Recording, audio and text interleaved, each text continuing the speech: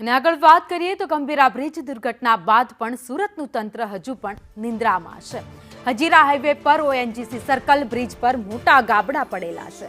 Bridge પર ગાબડા પડતા સળિયા દેખાવા લાગ્યા છે। બ્રિજમાં ગાબડા છતાં ભારે વાહનો પસાર થઈ રહ્યા છે। બ્રિજ પર પડેલા ગાબડા પૂરવાનું શરૂ કરાયું છે। બ્રિજ 7 મહિના પહેલા જ રિપેર કરવામાં આવ્યો હતો। વડોદરાના ગંભીરા બ્રિજ બાદ પણ તંત્ર હજી પણ ગંભીર નથી થયું અને ગંભીર બેદરકારી દાખવી રહ્યું છે। ત્યારે સુરતનો હજીરા બ્રિજ છે ત્યાં આગળ મસ્ત મોટું ગાબડું છે તે પડી ગયું છે। જોઈ શકાય છે કે અત્યારે રિપેરિંગ કામ ચાલી રહ્યું છે, પરંતુ સળિયા દેખાઈ રહ્યા છે અને નીચે બ્રિજનો ભાગ છે તે પણ દેખાઈ રહ્યો છે। આ હજીરા વિસ્તારમાં મોટા ભાગના ઔદ્યોગિક વિસ્તાર આવેલો છે। અહીંયાથી આ બ્રિજની ઉપરથી હજારોની સંખ્યામાં ભારી વાહન છે તે પસાર થતા હોય છે।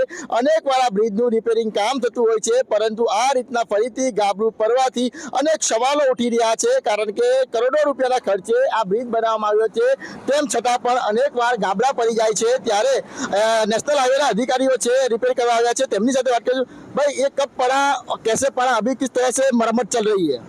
सर ऐसा है ना, जैसे आप लोगों को पता है कि भारी बारिश हुई है, बहुत ज़्यादा बारिश में क्या कहीं कहीं क्रैक हो जाता है।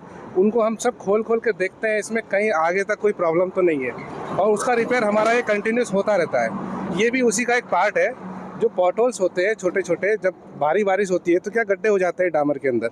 डामर में क्रैक आने की वजह से क्या नीचे तक स्लैब में पानी जा सकता है। उसकी वजह से क्या हम डामर का एरिया खोद के देखते हैं पहले, अगर उसमें नीचे तक कुछ प्रॉब्लम है तो उसको पूरा रिपेयर किया जाता है। तो ये रूटीन मेंटेनेंस का पार्ट है। ये कब ब्रिज को थोड़े दिन पहले बंद भी किया गया था, रिपेयर किया गया था, मेंटेनेंस किया गया था?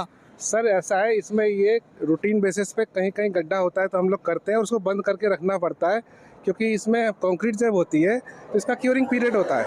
तो क्यूरिंग पीरियड के लिए हमें इसको बंद करके रखना पड़ता है। ये रिपेयर तो आज हो जाएगा या कल सुबह तक हो जाएगा। कितनी गंभीर बाबत है, क्योंकि इस तरह से पूरा मलबा निकल गया है। किसी तरह की कोई गंभीरता नहीं है, ये हम लोग खुद खोद रहे हैं, ये निकला कुछ नहीं है, ये हम लोगों के द्वारा खोदा गया है। सर वो गिर गया था वो ठीक है, लेकिन इसमें इस तरह की कोई गंभीरता नहीं है। ये पॉट होल का पैच रिपेयर होता है। ये हमारा जहाँ जहाँ हम लोग खुद ही इंस्पेक्शन करते हैं, और जहाँ जहाँ पे ऐसा कुछ दिखता है तो हम खुद ही खोद के उसको पूरा ठीक करते हैं। જોઈ શકાય છે કે અત્યારે આ જે કર્મચારી છે તે કહી રહ્યા છે કે પેચવર્ક થઈ રહ્યું છે, પરંતુ જ્યારે સવારે સ્થાનિક લોકોએ જ્યારે વિડીયો મોકલ્યો હતો ત્યારે મોટું ગાબડું છે તે નીકળી ગયું હતું। ત્યારબાદ જે કહેવાય કે નેશનલ હાઈવેના અધિકારીઓ છે જાગ્યા છે અને અત્યારે આ પ્રમાણે તેને મરમ્મત કરી રહ્યા છે। જે પ્રમાણે બરોડાની અંદર ગંભીરા બ્રિજ છે તેને પણ વારંવાર ફરિયાદ કરવામાં આવી હતી કે આ બ્રિજ છે તે જર્જરિત થઈ ગયો છે। ત્યારે સુરતનો હજીરા વિસ્તારમાં આવેલો ઓએનજીસી બ્રિજ છે તેની ઉપર પણ આ પ્રકારના અનેક વાર જે ખાડાઓ છે તે જોવા મળી રહ્યા છે। સુરતનો નેશનલ હાઈવેને જોડતો આ જે હાઈવે ઓથોરિટીની અંદર આવતો બ્રિજ છે તે સ્પષ્ટપણે દેખાઈ રહ્યું છે કે કઈ રીતના મસ્ત મોટા ખાડા પડી ગયા છે અને અત્યારે હવે તંત્ર કામે લાગ્યું છે। કેમેરા પર્સન ભૂષણ ચૌધરી સાથે મનીષ પરમાર, સંદેશ ન્યૂઝ।